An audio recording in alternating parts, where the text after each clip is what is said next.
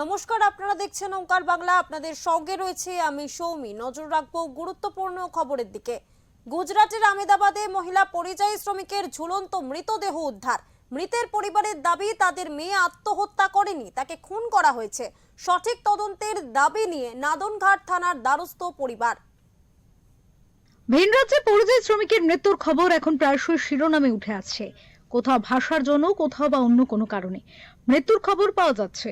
আবারও ভিন রাজ্যে মহিলা পরিযায়ী শ্রমিকের ঝুলন্ত মৃতদেহ উদ্ধারকে কেন্দ্র করে ছড়ালো চাঞ্চল্য। মৃতের পরিবারের দাবি তাদের মেয়ে আত্মহত্যা করেনি, তাকে খুন করা হয়েছে। সঠিক তদন্তের দাবি নিয়ে নাদনঘাট থানার দ্বারস্থ পরিবার।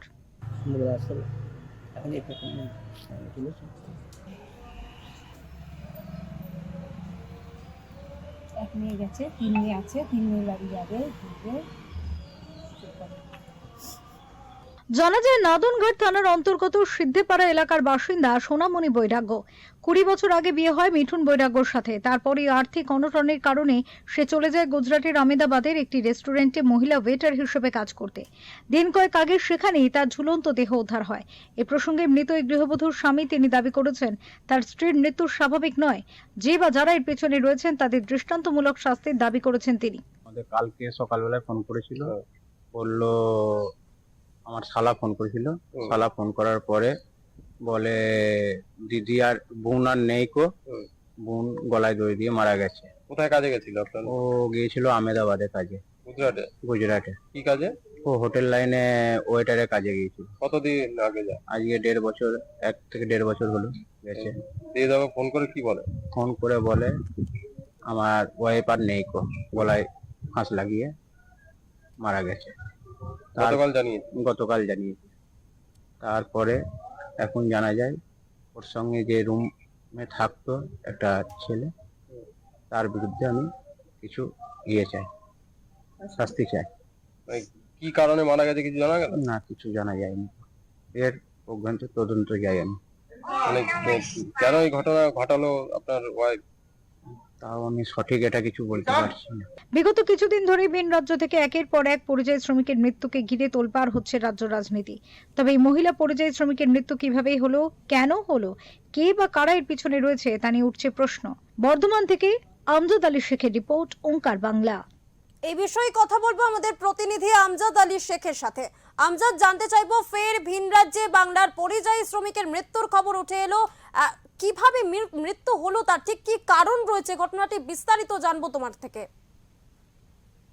দেখো, একদিকে বলতে পারা যায় যে অন্যদিকে গুজরাট রাজ্য আর একদিকে বাংলা রাজ্য। সার্বিকভাবেই এখন ভারতবর্ষের একটা নীতি হয়ে গেছে যে রাজ্য বিভেদ। সার্বিকভাবে আমরা দেখতে পাচ্ছি যে বাঙালিরা যেখানেই থাকছে সেখানে নাকি এরকম কর্মকাণ্ড ঘটছে।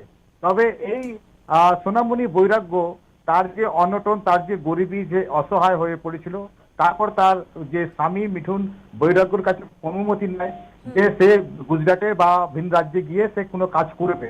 তবে যেটা জানা যাচ্ছে যে কলকাতারই কোনো একজন ঠিকাদার তাদেরকে এখান থেকে নিয়ে যায় গুজরাটে, আহমেদাবাদ বা মুম্বাই শহর, এইরকম জায়গায়। তাদের মাধ্যম দিয়ে কিন্তু এই গৃহবধূ সোনামণি বৈরাগ্য সেই গুজরাটে একটি রেস্তোরাঁয় যায় এবং মহিলা ওয়েটারে কাজ করতে, এবং সেখানে দীর্ঘদিন ধরে কাজ করছিল।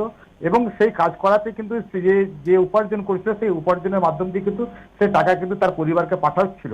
কিন্তু গত পরশুদিন যে ঘটনাটি ঘটলো তাতে করে মানে আকস্মিক হয়ে পড়েছে তার পরিবার। তার কারণ হচ্ছে যে তার ঠিক দুপুর 2টো নাগাদ তার স্বামীর সঙ্গে কথা বলেছে, তার মায়ের সঙ্গে কথা বলেছে এবং বেশ হাসি খুশি ছিল, এমনটা কিন্তু তার পরিবার জানাচ্ছে। তবে এই যে ঝুলন্ত অবস্থায় যার মৃতদেহ উদ্ধার হয়েছে, এই নিয়ে কিন্তু একটা ধোঁয়াশা তৈরি হয়েছে। কেননা এই বিষয় নিয়ে কিন্তু সোনামণি বৈরাগ্য কোনো রকম ভাবে কোনো মত বিরোধ করেনি যে আমি খারাপ আছি বা ভালো আছি, এরকম কিছু না। হাসি মুখেই ছিল এবং ভালোভাবেই ছিল। তবে সবচেয়ে বড় বিষয়, এই যে রেস্তোরাঁয় যিনি চাকরি করতেন সেই চাকরিজীবী অবস্থাতে কেন সে একটা রুমের মধ্যে সে গলায় ফাঁস দিল, এইটা কিন্তু একটা রহস্য হয়ে গেছে। সার্বিকভাবে এখন তার পরিবার তারা চাইছেন যে এটা কিন্তু স্বাভাবিক মৃত্যু নয়, এটা অস্বাভাবিক মৃত্যু।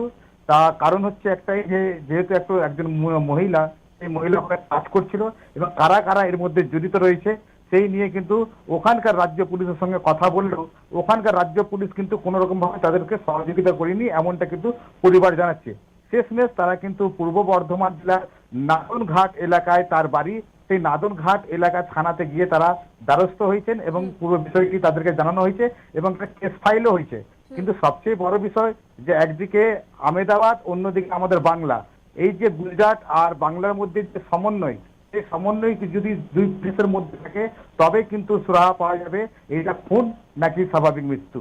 সৌমি, আমজাদ, জানতে চাইবো যে এই ঘটনায় কাউকে কি এখনো পর্যন্ত গ্রেফতার করা হয়েছে, কি খবর রয়েছে?